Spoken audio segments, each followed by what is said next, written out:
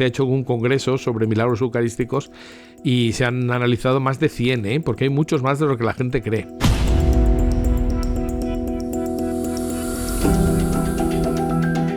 Tiene distintos componentes que son células cardíacas, es decir, parece ser un corazón.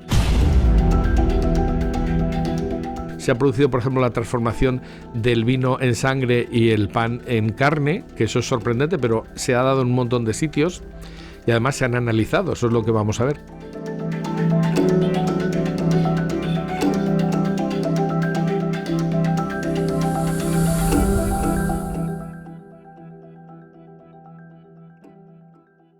Estamos otra noche más, 10:30, con vosotros, una cita ineludible, y vamos a rescatar a un invitado que ya generó muchísimo interés y que estabais pidiendo a través de cientos de mensajes que volviera al plató de Refugio Zabala, y lo tenemos hoy aquí con nosotros para hablar de un tema súper interesante.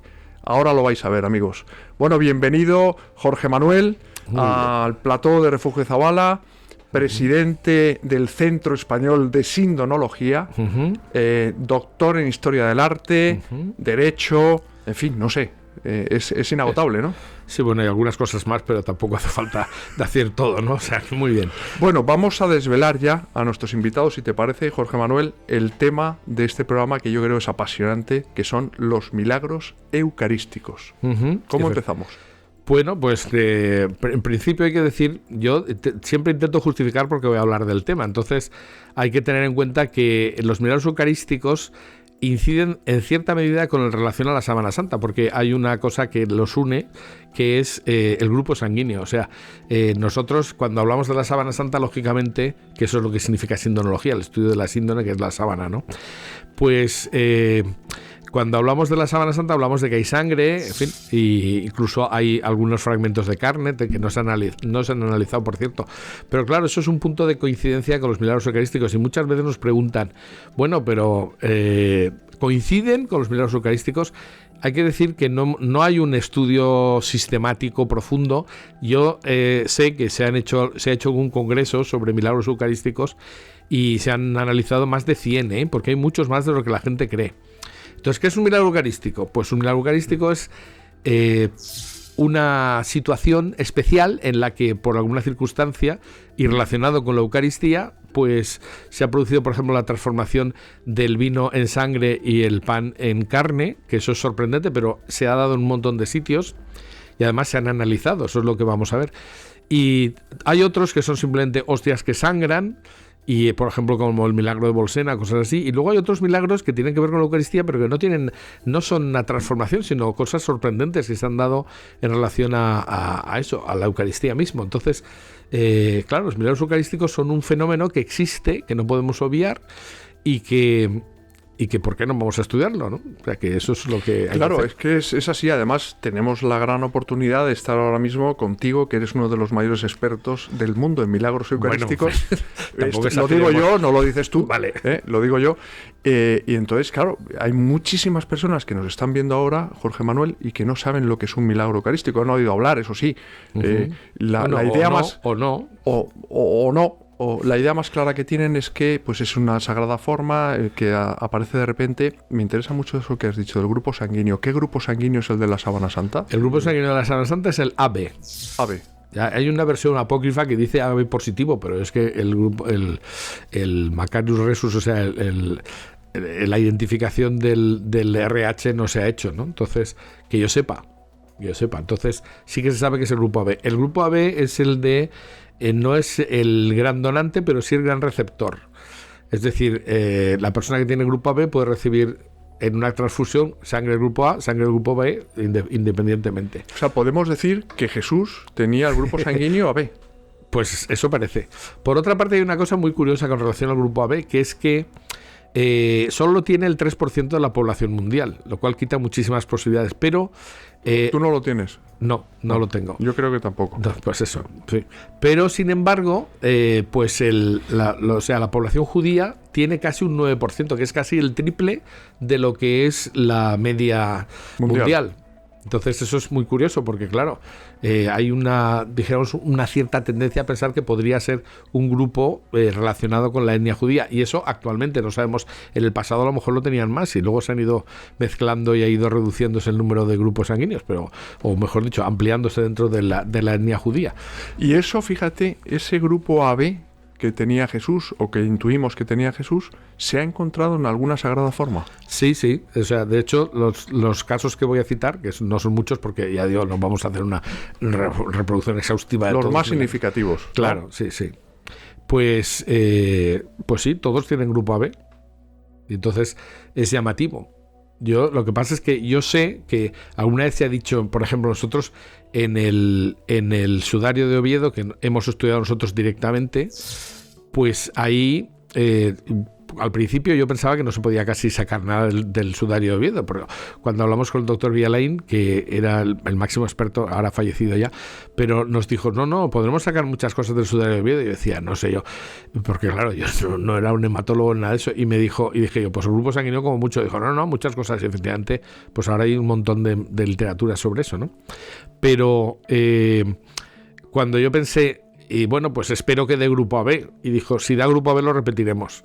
¿Cómo es posible? Entonces dijo, porque claro, las cosas se contaminan, entonces la contaminación te puede dar un grupo falso, entonces los reactivos no necesariamente. Entonces, para asegurarnos, lo hicimos por triplicado con 3 laboratorios distintos, y además incluso con grupos, o sea, exactamente, un grupo italiano que además no estaban en contacto entre sí, o sea, un profesor de Roma y otros de Turín, y luego nosotros, y todos dieron grupo AB. Pero, por ejemplo, cuando se estudió el sudario, pues se intentó aplicar los reactivos para ver si salía grupo AB. Salió claramente, pero cuando se hizo en una zona que teóricamente no tenía sangre, daba grupo B. Entonces eso puede ser por la propia contaminación de la tela. Entonces hay que tener cuidado con esto, porque puede ser que la contaminación nos dé un falso positivo, ¿no? Pero en ese caso lo que hicieron fue pues comprobar que cuando era sangre el B era mucho más fuerte, o sea, era AB claramente. O sea que eso sí que lo podemos decir ya con total seguridad. ¿Hay algún milagro, volviendo a los milagros eucarísticos, donde haya constancia científica fehaciente de que ese grupo sanguíneo AB se ha encontrado en la Sagrada Forma? Sí. ¿Por ejemplo? Sí, pues por ejemplo, pues prácticamente pues el milagro eucarístico del Lanciano, que yo creo que el primer milagro eucarístico que existe, que es del siglo VIII. Y ese es el primer milagro eucarístico que existe, que tengamos constancia. Claro, exacto. Siglo VIII. Eso es del siglo VIII, pero del siglo VIII vamos el primer día, porque es del año 700. Entonces, eso si quieres empezamos a hablar de ahí. Pues el milagro se produce, esto es muy típico, ¿no? Pero la historia es la siguiente. Hay un sacerdote que era griego ortodoxo, aunque, bueno, no estaba separada todavía la iglesia ortodoxa de la católica, porque estamos hablando del año 700 y la separación se produjo pues años después, ¿no? El 1000 y pico. Pero, bueno, pues estaba en Italia, estaba celebrando misa, pero era un hombre que parece ser, estaba pasando una temporada de grandes dudas sobre si cuando él pronunciaba la consagración, pues realmente estaba la presencia real de Cristo en la Eucaristía, y entonces, según cuentan las crónicas, estaba muy atormentado por eso y rezaba intensamente para que el Señor le diera luces a ese respecto. Y entonces se encontró con que durante una misa, pues el pan se le convirtió en carne y el vino en sangre. Entonces, por lo menos aparentemente, ¿no? Porque ahora no tenía un análisis para hacerlo en ese momento, pero según cuentan las crónicas, según cuentan en el sitio donde hemos estado, pues lo que dicen es que él se giró, claro, entonces la misa se hacía de espaldas. Lógicamente él para la misa se da la vuelta y entonces le dice a la gente que por sus pecados o por su falta de fe, el Señor le ha hecho un obsequio, que es mostrar físicamente lo que normalmente no se muestra físicamente, que es que el pan se convierte en carne y el vino en sangre, ¿no? Entonces, claro, evidentemente todo el mundo se acerca a ver lo que ha pasado. Entonces, aquí, claro, evidentemente ya no se consumen, sino que, no sé, se queda interrumpida la misa, supongo. Y entonces, a partir de ese momento, empieza a venerarse, porque es una cosa insólita, ¿no? Ya digo, no tenemos constancia de un milagro anterior que sea de esa naturaleza. Entonces, bueno, hay un caso en España, se produce, si quieres, enlazo con otro, que es el milagro de Ocebreiro, que está cuando entra el Camino de Santiago en Galicia. Está en el Cebrero, o Cebreiro, es una, que es como se dice en gallego, pues es una pequeña ermita que está en lo alto de una montaña que es bastante complicado llegar. Y es algo también parecido en el sentido de que también es alguien, un sacerdote que no tiene mucha fe en lo que está haciendo. Parece ser que hay un día, pues está lloviendo a cántaros, es una tormenta terrible, y entonces, claro, subir a la montaña a oír misa era una heroicidad, ¿no? El sacerdote llega allí, llega un paisano, y solo hay un paisano, ¿no? Y entonces, claro, el sacerdote debió pensar algo así como, para este tengo yo que decir la misa, qué cosa, ¿no? Entonces, como si eso no tuviera ninguna importancia. Y entonces él, pues, con esa menosprecio un poco de lo que estaba haciendo, pero el caso es que él dice la misa y pasa exactamente lo mismo, o sea, se convierte el pan en carne y el vino en sangre.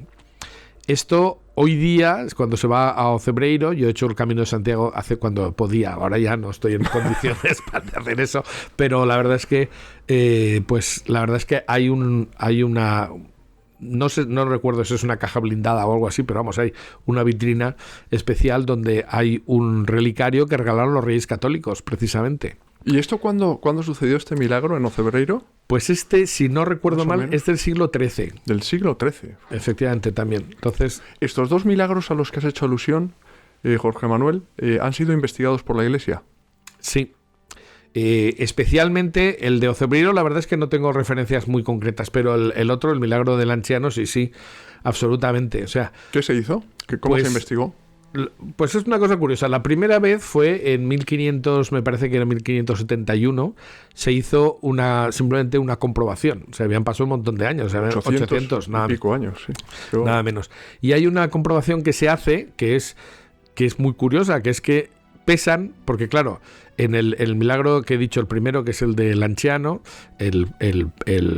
la carne pues está claramente visible, y la sangre se ha dividido 800 y pico años después. Está claramente claro. Visible la carne. Sí, claro, efectivamente. Bueno, además es que está expuesto en un relicario que es del siglo XVIII, 1713 más o menos, que es de plata, y luego tiene, para que sea visible el pan, o sea, la carne y la sangre, pues se han hecho unos relicarios de cristal de roca tallada, por lo tanto es transparente. Y entonces lo que es la carne está cogida, parece ser que la sujetaron, a mí me parece una barbaridad, pero bueno, en aquel momento pues pensaron que era lo más normal, para que se pudiera mantener, pues le colocaron como una especie de clavitos o chinchetas o algo así en los laterales, y entonces se ven los agujeritos, pero la carne está como si estuviera liofilizada, que es una cosa sorprendente. O sea, en los análisis que ahora me referiré, pues lo que se determina es que es sangre que no tiene ningún tipo de conservantes, pero tiene un montón de cosas, tiene proteínas, o sea, los análisis dan que es carne humana seguro, ¿no? Y este trozo de carne, pues es que humanamente es imposible de conservar, porque han pasado tantos años, o sea, con los agentes atmosféricos y los agentes biológicos, no puede existir, tendrían que haberse destruido, y esta carne está como modificada, pero en realidad es como si estuviera eso, como liofilizada. Bueno, pues esto más o menos mantiene la forma como si fuera una... Además, hay una cosa que leí que es sorprendente, es como si fuera una loncha de carne, pero que no está cortada, no se ven las fibras cortadas, es como si estuviera, pues eso, es como si se hubiera transformado en alguna cosa así. Y eso respecto de la carne. Y luego la sangre, lo que iba a decir es que por eso lo que se hizo en 1571 es que se dividió naturalmente en 5 coágulos de sangre. Se formó 5 coágulos irregulares. Y entonces una cosa que hicieron fue pesar, porque eso sí que lo podían hacer. Entonces pesaron, y cada coágulo por separado pesaba lo mismo que todos juntos. Y si se mezclaba, se ponían 2 y 3 y tal y cual, la balanza se equiparaba, una cosa muy rara. Impresionante. Que claro, eso en el siglo XVI, 1500 y pico, pues deberían estar alucinando, ¿no? También, vamos. Sí, además he leído que son 15,17 gramos, lo que pesa la totalidad y cada uno de los coágulos. Pues, en fin, yo pensaba, si es una balanza muy imprecisa, pues a lo mejor no pesa igual, pero eso es bastante precisión, porque 15 gramos con 17, pues la verdad es que son bastante... Que es impresionante, porque estamos hablando de un milagro que se produce en el año 700, ¿verdad? Sí, sí. Para ser exactos, Sí, sí. y que no se investiga hasta 1500 y pico y se sigue manteniendo no la había- carne y la sangre Claro, en es el que no mismo había estado. forma, es que no había forma, porque a veces la gente dice, ¿y por qué no se investigó antes? Pues no había medios, ¿no? Entonces, Esa fue la primera vez que se investigó, se volvió a investigar después. sí, luego yo creo que es el más investigado en ese sentido, sobre todo porque tiene mucha antigüedad y no había medios de conservar esto de ninguna manera. Entonces se hace una investigación ya en serie científica, dijéramos en 1971, luego se repite en 1981. También hay unos médicos de la OMS que confirman lo que se ha hecho. Yo la verdad es que ahora no creo nada en la OMS y por tanto no sé qué quieres que te diga. Pero bueno, bien, parece ser que... Bueno, es una confirmación externa, que eso es importante siempre. Hombre, ¿no? claro, porque es que a mí me encanta hablar contigo, Jorge Manuel, porque tú nos das las cosas por supuestas. O sea, te gusta mucho el claro. terreno científico. La razón también es importante, no solo Claro. la fe, ¿no? Y en ese sentido, que la OMS ratificase que eso tenía una explicación que no era lógica, No, humanamente lo que hablando. lo que dicen es que los hallazgos son reales. Entonces, por ejemplo, este milagro, ¿qué conclusiones obtiene? Bueno, el que lo estudia es el profesor Linoli, que además tiene un ayudante que es, bueno, otro profesor de la Universidad de Siena, no me sé el nombre exactamente, pero da igual. El profesor Linoli es el que lleva la voz cantante, y lo que hace es... bueno, este era profesor de anatomía, histología patológica y además de química y, en fin, una serie y de microtrazas o algo así. Yo, como tengo el micrófono delante, no puedo leer la chuleta que tengo, pero bueno, da igual. Bueno, más o menos, no pero te no hace preocupes, falta. No te preocupes, estamos Cualquiera aquí. puede meterse en internet y buscar milagro eucarístico de Lanciano y encontrará de todo, pero pues hay páginas donde dan muchos datos. Y entonces lo que hace el profesor Linoli es decir una serie de conclusiones que son realmente espectaculares. Dice: la carne es verdadera carne, la sangre es verdadera sangre, la carne y la sangre pertenecen a la misma persona, tienen el mismo grupo sanguíneo, que es el grupo AB. He leído también en algunos sitios que se corresponde a una persona que ha sufrido un estrés muy fuerte, es decir, que ha sufrido pues maltratos o algo así, porque hay, por lo que se ve, eso quedan restos, se puede ver por la afluencia de proteínas o lo que sea, eso no lo sé muy bien, pero en fin, hay una serie de elementos que aparecen en la sangre cuando se produce un estrés muy fuerte, ¿no? Yo sé que, por ejemplo, por lo de la sábana santa lo sé, que es una cosa muy llamativa, que mantiene el color rojo, y eso es por el aumento de la bilirrubina y otro componente que ahora no recuerdo, pero bueno, la bilirrubina me acuerdo por la canción, no de lo de la bilirrubina, ¿no? Entonces, y eso es uno de los componentes que mantienen el color rojo de la sangre. Y hay gente que dice, pero la sábana santa es falsa porque la sangre tenía que ser marrón con el tiempo. Bueno, no necesariamente, o sea, depende, ¿no? Entonces se puede saber que es una persona muerta en una situación de estrés. Y luego lo sorprendente, yo creo lo más sorprendente, es que la carne tiene distintos componentes que son, por supuesto, son células cardíacas, es decir, parece ser un corazón.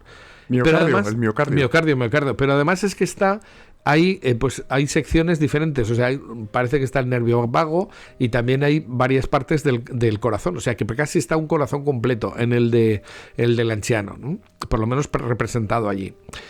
Y luego la sangre, pues eso, es decir, es como si fuera en Nescafé, o sea, prácticamente está liofilizada y por eso se ha conservado, pero no se sabía cómo se hacía eso antiguamente, ¿no? Y lo llamativo es que cuando se reconstituía con agua, actuaba como si fuera sangre fresca. Que eso es una cosa absolutamente sorprendente también. Yo entiendo que es una cosa que no puede ocurrir. Como disuélvese un grano de café en agua. Algo vamos, así, sí, pero que estaban los componentes propios de la sangre fresca. Y eso es vamos, o sea... Pero vamos a ver, Jorge Manuel, o sea, yo creo que los médicos o los científicos que no son cristianos, que no son creyentes, tienen que alucinar con esto, ¿no?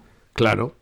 Ahí está el caso del profesor Castañón, que yo lo conocí porque vino a Valencia precisamente una vez. Nos pidió ver una copia de la sábana santa que no tenía sangre nada, porque era una copia pintada, pero me llamó mucho la atención. No, yo no sé por qué, en fin, pero el caso es que se pusieron en contacto conmigo. Oye, en Valencia hay una copia que es la de que está en Alcoy, bueno, en la Comunidad Valenciana, en Alcoy, provincia de Alicante, que se llevó durante la batalla de Lepanto, que esto es otra cosa que es curiosa, y a mí me gusta decirlo, porque las reliquias y todos estos objetos han tenido una trascendencia histórica que han atravesado la historia del cristianismo a lo largo de los siglos. Y a veces claro, estudiar las reliquias es estudiar la historia del cristianismo, porque te da muchísima cultura, porque hablas de muchas cosas y aprendes muchas cosas. Pues una cosa que me llamó mucho la atención es que durante la batalla de Lepanto se llevó, no supongo que en la nave capitana, se llevó una copia de la Virgen de Guadalupe y otra copia de la Sábana Santa. La copia de la Sábana Santa es una birria porque, aunque la regaló San Pío V, la verdad es que, claro, no sabían cómo pintar aquello porque no tenía líneas, contornos ni nada, entonces parece que la ha hecho un niño. Pero, bueno, tiene una importancia histórica porque la llevaron atada a modo de capa real, según dicen en Alcoy. Don Juan de Austria la llevó y entonces la llevaba puesta durante la batalla de Lepanto. Y cuando acabó la historia, pues él tenía un secretario que era de Alcoy, entonces se la regaló, entonces está en la no sé si es basílica, pero bueno, en la iglesia del Santo Sepulcro de allí está, y se puede ver, se ve solamente el rostro, como se enseñaba antiguamente, y ahí está. Bueno, pues el doctor Castañón de repente pues se puso en contacto con nosotros a ver, le gustaba ver quería ver esa copia. Y tenía que ser por motivos históricos, no de análisis, porque ahí no hay sangre, no hay nada, ¿no?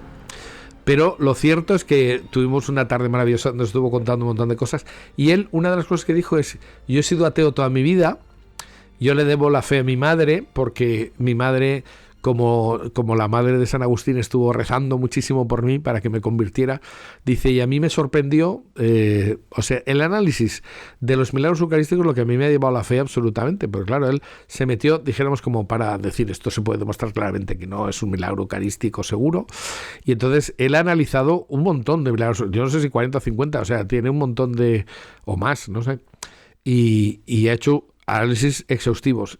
Y yo recuerdo que nos enseñó una muestra que llevaba en un porta y nos dijo, esto es indudablemente sangre, estamos analizándolo y tal.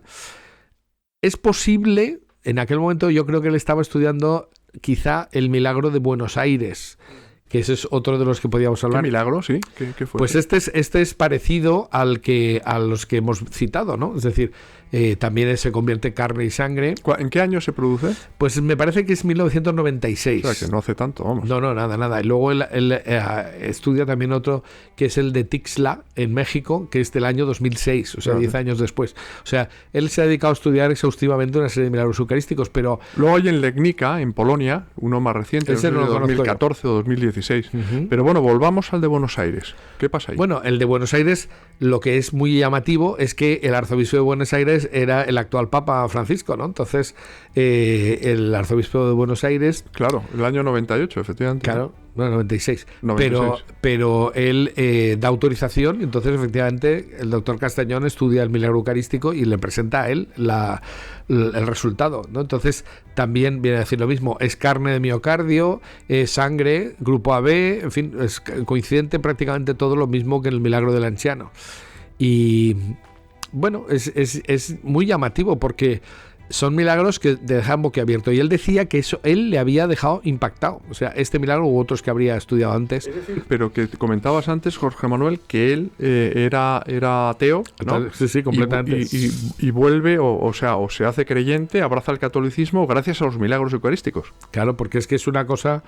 Porque él empieza a investigarlos pues con reticencias, diciendo esto es mentira, es una farsa, ¿no? Sí, claro.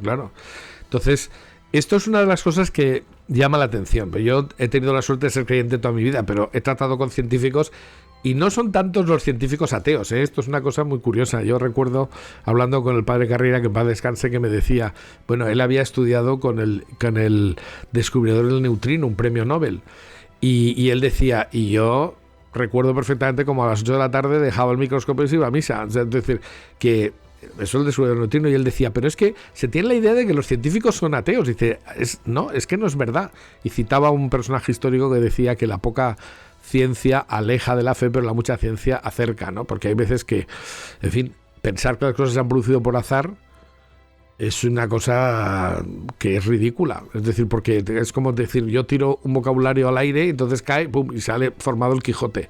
Eso es lo que estamos viendo. Algunos científicos que no quieran creer lo harán pues por negligencia, por prejuicios, ¿no? Igual que pasa con algunos historiadores que no quieren creer en algunos hechos que se produjeron tal y como se produjeron, ¿no? Claro. Esto aplicado a la ciencia también, totalmente, ¿no? Totalmente. Porque claro, hay evidencias que no se quieren rendir a la evidencia, a lo mejor por un tema de soberbia o de creerse, ¿no? Que bueno, pues que Dios no anula la libertad. Claro. Esto es el gran misterio, es por qué Dios no anula la libertad. Y me da ganas de contarte una anécdota. En fin, yo cuéntala. Hace unos años estaba colaborando con una cosa que se inició en Valencia que se llamaba Night Fever, que era una experiencia que era abrir en pleno barrio de Copas y tal, abrir una iglesia, poner el Santísimo expuesto. Night Fever es fiebre de noche, sí, ¿no? Sí, pero bueno, el nombre no es que sea muy bueno, pero se creó cuando llegó Benedicto XVI a la Jornada Mundial de la Juventud en Colonia. Entonces empezaron a hacerse también adoraciones eucarísticas con ocasión de eso.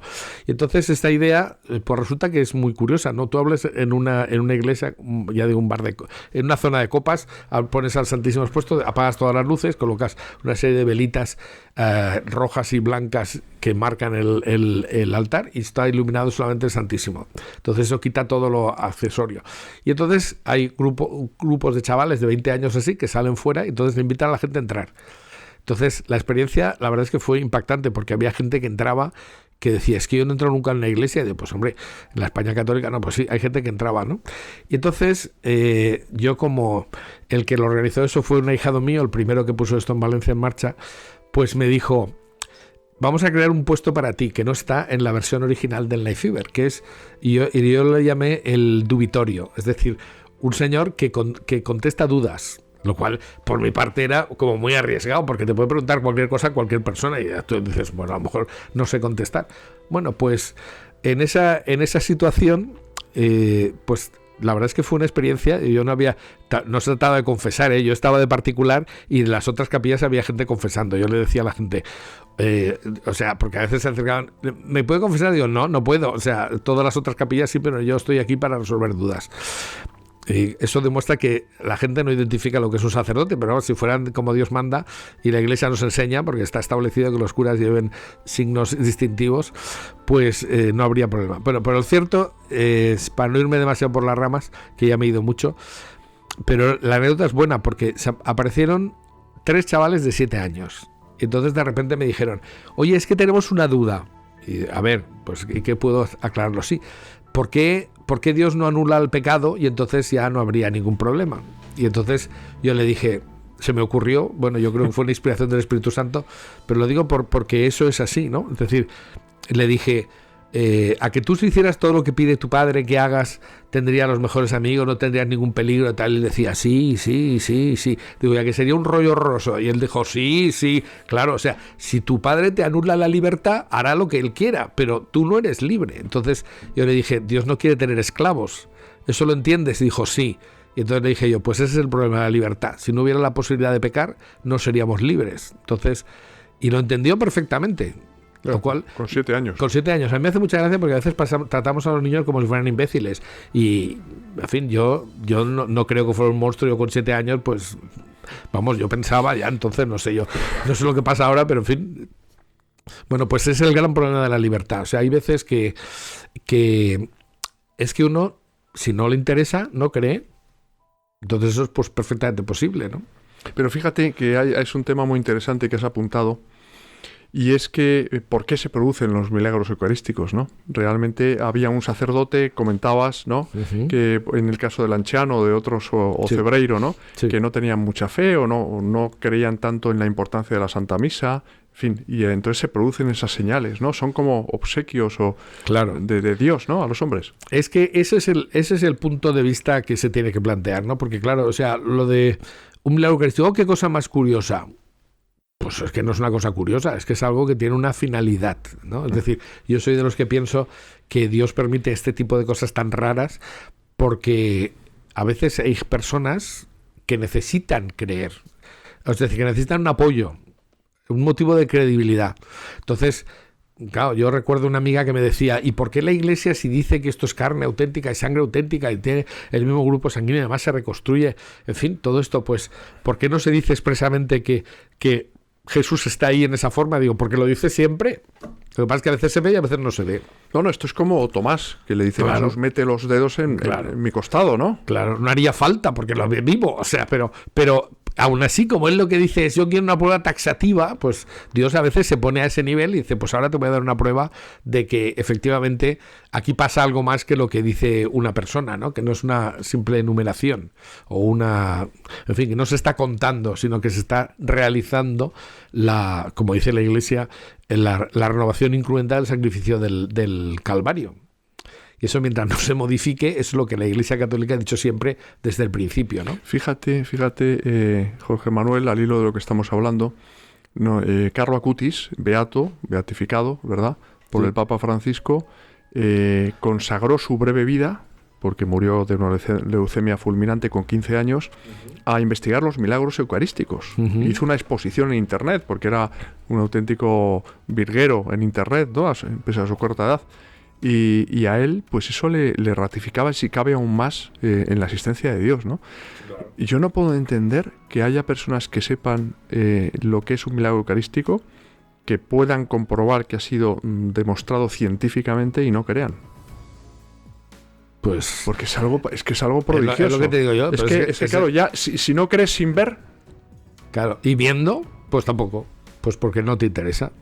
Claro, es que, en fin, yo ahora me acuerdo también de una anécdota que me contaron del santo cura de Ars, que tenía un señor que decía, yo querría hablar con usted porque tengo muchísimas dudas y tal, no sé qué, no sé cuántos, y él le dijo, muy bien, pero hagamos una cosa, primero se confiesa y luego les resuelvo las dudas, ¿no? Y entonces el hombre se confesó y entonces le dijo, ¿y ahora qué dudas tiene usted? Dijo, ya no tengo ninguna duda, ¿no? Entonces, a veces es que si no te conviene, tú te pones un montón de dificultades y de casos que, en fin, no, pero yo creería si pasara tal cosa y tal. Bueno, pues es que los milagros existen, o sea, en fin, y por ejemplo, pues no hay más que ver Fátima, la cantidad de casos que hay 70 que son absolutamente indiscutibles, que son los que tienen el Medical Bureau, no sé cómo se dice, es un francés, o sea, la Secretaría Médica, sí, que está allí, sí, y dejan solo visibles, pues me parece que son 70 o casos, una cosa así, que son impactantes, o sea, pero impactantes, gente que tiene una radiografía con un cáncer de hueso brutal, por ejemplo, un caso de una niña, y resulta que a los pocos días pues le hacen otra radiografía y el médico le dice, le dice a la madre, esta niña está bien, y la otra que tiene enferma le dice, no, es esta, o sea, increíble, o sea, ahí no hay ni restos de que se haya producido una degeneración del hueso, porque está perfecto. Dices, ¿esto cómo es posible? Bueno, es que esos milagros existen y están constatados. Entonces, y además buscan médicos ateos y tal, cosas así para que puedan, o sea, gente que no sean, pues yo qué sé, un sacerdote médico, cosas así, para que no digan, ¿no? Bueno, pues los milagros existen. Entonces, claro, la gente entonces dice, bueno, pero si no tiene que ver con Jesucristo y tiene que ver con los ovnis, entonces sí. Esto yo recuerdo un programa de televisión que me pareció muy divertido, ¿no? Había una lo siento porque cuento anécdotas, pero bueno. A la gente le encantan las anécdotas. Pues yo recuerdo un programa de televisión que estábamos allí y entonces pusieron una imagen de una especie, no recuerdo si era una danza del sol o una cosa así, que un videoaficionado había recogido en vídeo, ¿no? Y que corroboraba lo que había hecho la aparición. La aparición había dicho que iba a dar un signo y ese signo se produjo. Y entonces, claro, la televisión es un poquito mentira, ¿no? Entonces, yo recuerdo que yo estaba allí de público, que luego me iban a preguntar una cosa, pero no estaba en la mesa. Y entonces, de repente dicen, bueno, ahora... Dice el presentador, dice, bueno, ahora cortamos, ahora se supone que el público ha visto el vídeo y entonces nosotros ahora comentamos el vídeo. Y yo decía, pero eso no lo han puesto. Bueno, pues es igual. Pero claro, eso se introdujo luego en cuando se hizo el montaje. Y entonces, claro, empezaron a decir, no, pero claro, es que esto, no sé. Entonces alguien de repente dijo, pero podía haber sido un ovni o no sé, no sé cuándo. Entonces empezaron todos los de la mesa a decir, sí, podía ser un ovni, porque claro, primero habían dicho que era un problema de que había una especie de sugestión colectiva, ¿no? Todo el mundo había visto lo que quería ver y tal. Y entonces, claro, y yo decía, pero ¿cómo no se dan cuenta que acaban de poner una imagen grabada en vídeo? El vídeo no se puede sugestionar, ¿no? Entonces, o sea, eso era que se caía por su peso. Entonces, cuando alguien cayó en la cuenta, dijo, bueno, pero podría no ser de la Virgen. Ah, no, sí, es verdad, podría no ser. Entonces ya, ahí da igual. ¿Cómo se puede negar la transustanciación? Es decir, la transformación, la conversión, ¿no? Del pan y del vino en el cuerpo, la sangre, el alma y la divinidad de Cristo, ¿no? ¿Cómo se puede negar? Pues quiero decir, siendo incluso creyente, entre comillas, ¿no? O sea, no hablamos ya de los ateos o los que son unos descreídos, ¿no? Sino de los propios creyentes, ¿no? Está produciéndose un fenómeno que es que hay una altísima cantidad de gente que no cree en la presencia real de Cristo en la Eucaristía dentro de los católicos. O sea, la última encuesta era que el 70 al 80% de los norteamericanos de Estados Unidos ya no creían en la presencia real de Cristo. ¿Encuesta de quién? ¿Quién había hecho la encuesta? Pues eso, en fin, lo he leído en un periódico, por tanto puede ser mentira, pero yo me lo creo. O sea, es decir, si tú analizas un poco, ¿qué ha pasado? Pues que se han quitado todos los signos externos de que ahí se está adorando a Dios. Entonces, para hacer más accesible la misa. Pero es que desde un punto de vista táctico es un error, porque tú estás... O sea, gente que no se arrodilla nunca delante del sagrario, gente que no se arrodilla durante la consagración. ¿Por qué no se arrodillan? Yo tuve una experiencia curiosa. Hace unos años me llevaron a Polonia a dar una serie de conferencias y entonces, pues el domingo, claro, fui a misa y estuve en una iglesia y tuve una experiencia curiosísima. Era una iglesia bastante grande, absolutamente atiborrada de gente y no había un solo artrítico. Dije yo, mira, en Polonia no existe la artritis. Todo el mundo se puso de rodillas, pero todo el mundo es todo el mundo. Aquí, a la mínima, la gente se queda de pie. Y dices, vamos a ver, si tú piensas que está produciéndose un milagro, tú piensas que está ahí presente Jesucristo, aunque no lo veas, ¿cómo es posible que la gente no se ponga de rodillas? Pues eso, podemos llamarlo como nos dé la gana, pero realmente lo que indica es que la gente no cree realmente lo que está pasando. Es decir, que, pues claro, el hecho de que sea en español, que se entienda, que no le demos importancia a las cosas que bueno, esto el sacerdote dice unas palabras y ya está, pero claro, es que el problema está en que lo que ha dicho la Iglesia desde siempre es que esas palabras son las palabras de Jesucristo, y Jesucristo no necesita nada más que un medio, que es el sacerdote que actúa in persona Christi, es decir, en la persona de Cristo, y repitiendo sus propias palabras se cumplen las palabras de Jesús. Así está. Es tan sencillo como eso, no es tan complicado, ¿no? Pues así es. Pero claro, así es. Oye, Jorge Manuel, está ocurriendo. Es una gran verdad lo que estás comentando y es una gran incongruencia al mismo tiempo, ¿no? Porque dices, ¿qué nos puedes contar sobre el milagro eucarístico de Tixla? En México, ¿no? Decías. Pues sí, lo que sé más o menos es parecido a lo de Buenos Aires, ¿no? Es decir, ahí tenemos que es ADN humano. Bueno, el de Tixla tiene una variante, que es que simplemente es una forma que sangra, ¿eh? Es decir, que no el pan no se convierte en carne, pero sí que sangra. Y evidentemente se ha encontrado ADN humano, sangre con hemoglobina, también es del grupo AB, en fin, eso también se ha estudiado. Eso es otro grupo, dijéramos, porque hay un grupo de milagros eucarísticos que son los que se convierten completamente en pan, el pan en carne y el vino en sangre. Hay otros donde hay formas sangrantes, como este de Tixla. Y luego, bueno, en España, por decir uno que esté aquí, que también es muy antiguo, es del siglo XIII, es durante la Reconquista, y además he estado allí hace muy poco tiempo. Esto se conserva o sea, son los corporales de Daroca. Este es un milagro que también es muy espectacular, pero se produjo... ¿Daroca dónde está? Daroca está en Aragón. Y claro, nosotros de Valencia para ir a Zaragoza tenemos que pasar por Daroca. Bueno, ahora hay una autovía por fin, pero el camino tradicional era ese, ¿no? Y entonces, en Daroca lo que hay es que hay unos corporales. Es decir, esto ocurrió durante la Reconquista y ocurrió cerca de Valencia, o sea, entre Valencia y Alicante, ¿no? Y lo que ocurre es que hay un sacerdote que está celebrando misa y ha consagrado 6 formas para los 6 capitanes que iban a comulgar antes de la batalla, ¿no? Porque va a haber una batalla, resulta que los musulmanes atacan antes de tiempo y entonces el sacerdote no le da tiempo de dar la comunión, entonces lo que hace es que recoge los corporales, las formas y las esconde cerca de donde se estaba celebrando misa. Las deja en un sitio ahí oculto y hay una batalla, entonces cuando acaba la batalla, pues se acercan, abren los corporales y las formas han sangrado y se han pegado a los corporales. Esto es visible, o sea, tú vas a Daroca y se ve. Entonces esto ocurrió en Llutxent, Llutxente en castellano, pero no, Llutxent. Y bueno, hace unos días era precisamente la fiesta y lo que ocurría allí es que pues se celebraba una misa, se producía en el sitio donde se celebraba la misa, en el sitio donde el sacerdote estaba celebrando misa, pero luego hay una ermita que es donde se escondieron los corporales. Y luego, pues al final, pues cogieron, según hay aquí una versión que no la he constatado, o sea, no la he comprobado completamente, pero vamos, cogieron una burrita a los musulmanes, pusieron los corporales y azuzaron a la burra porque todo el mundo decía, ¿dónde guardamos esto? Porque estaban en pleno monte, ¿no? Entonces azuzaron a la burra y entonces la burrita fue andando, cogió la carretera hacia el norte, siguió, fue a pasar tras pasar Barroca, o sea, llevaba pues unos cuantos kilómetros andando, pero dijeron, no vamos a dejar, donde pare la burra es donde se queda esto. Entonces cruzó Daroca y justo cuando iba a salir del pueblo, pum, se murió. Y entonces se quedaron allí. Entonces los corporales de Daroca son conocidos, pero los milagros de Llutxent. Y ahí son también formas sangrantes que se pegaron a los corporales. Estas que yo sepa no se han estudiado, que yo sepa.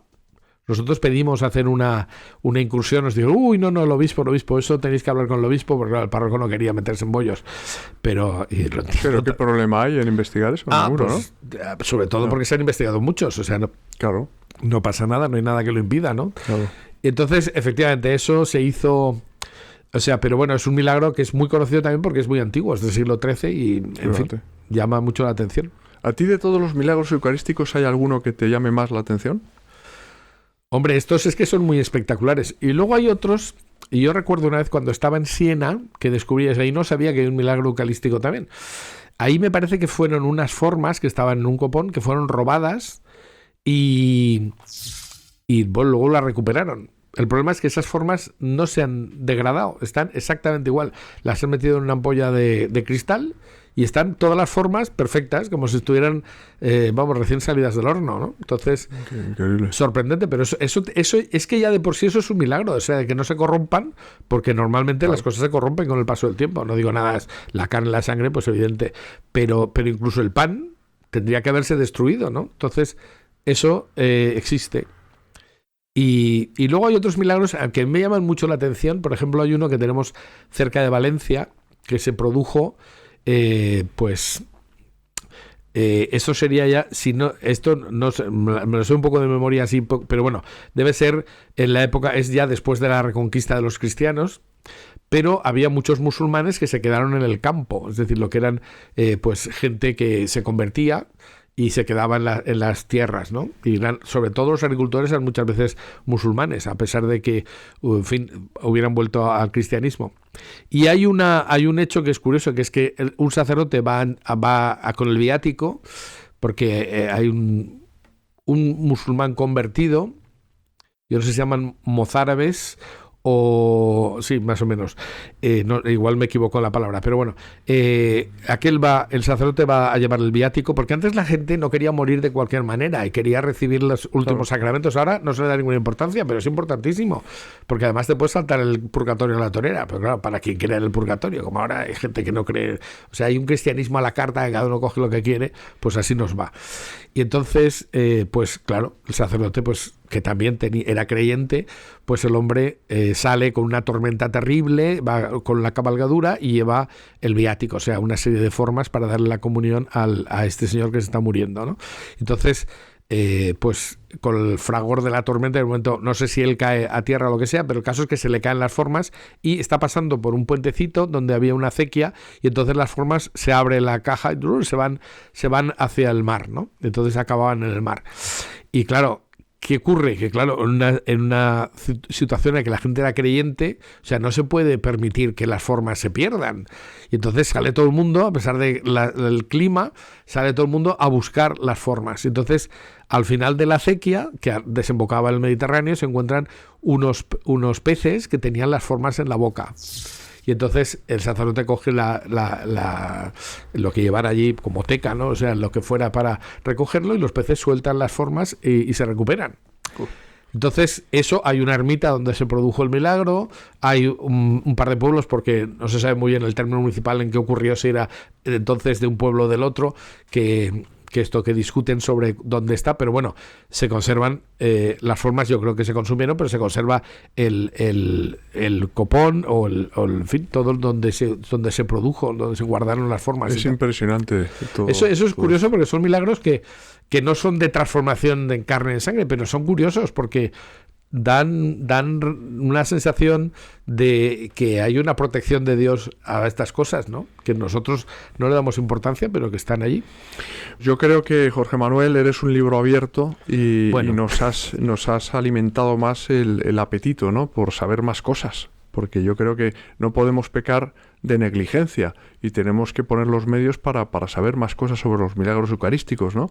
Leer, informarnos y ser consecuentes, en definitiva, con nuestra fe, ¿no? Claro. Los que somos católicos y los que no son católicos, bueno, pues que se acerquen también sin ningún tipo de prejuicios hacia estos fenómenos que han sido corroborados en muchos casos por la ciencia, ¿no? Claro, ya digo, o sea, hay muchos casos estudiados, o unos más, otros menos, pero con que solo hubiera uno ya sería suficiente. Pero si hay varias decenas, pues evidentemente, pues ¿por qué no vamos a saber? Si es que el saber no ocupa lugar, pero además es que a veces alimenta al espíritu. Muy bien. Bueno, amigos, vamos a despedir el programa.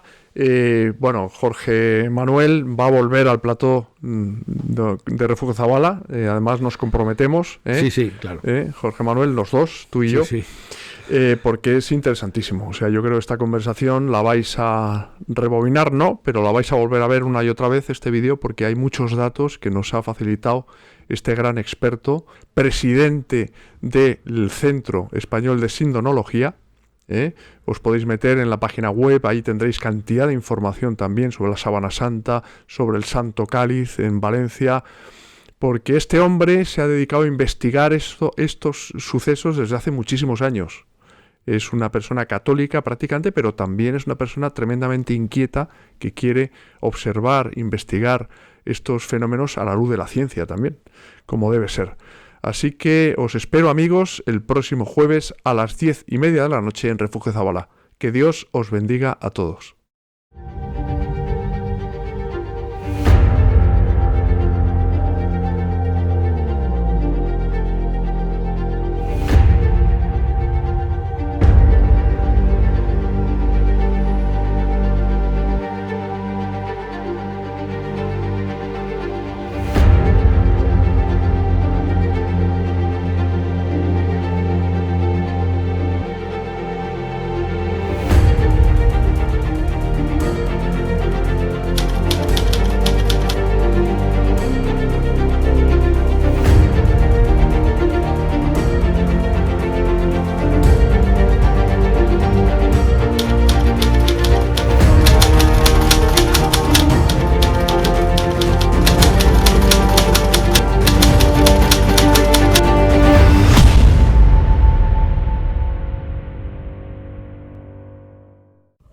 Suscríbete gratis a este canal y activa ya la campanita para disfrutar de todo el contenido de Refugio Zabala.